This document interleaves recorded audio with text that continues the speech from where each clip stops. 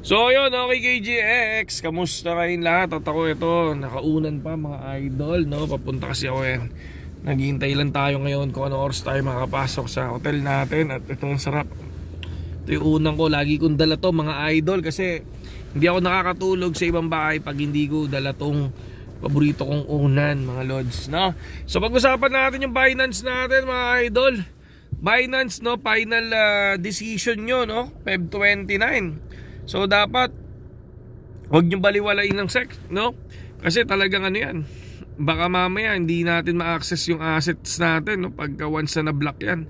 So mas okay kung, for me mas okay kung ilipat nyo muna yan sa mga trusted platform nyo.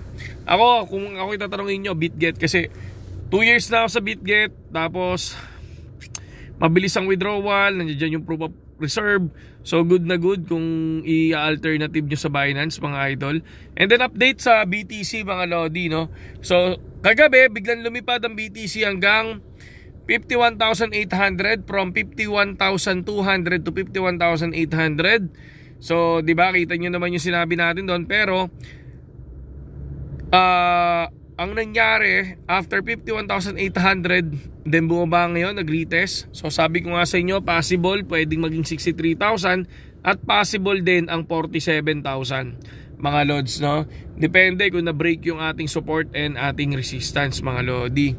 So akin, ang resistance ko kasi talaga is nasa 51,950 yata yung nakalagay doon, no? 850, then 53,000. Ayan. And then 47,000, ang tagal na sa graph natin yan mga lodi, no? So ingat lang ingat lang. Kaya tayo gumawa ng video ngayon, pinapaingat ko lang kayo sa possible na mangyari sa Binance mga lodi. Kung hindi na kayo makapag-access, maaga pa lang, mas okay kung i-safe keep nyo muna yung mga assets ninyo, no?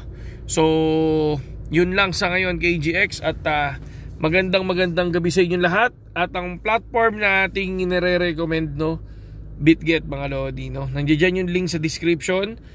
Copy trading nandiyan din.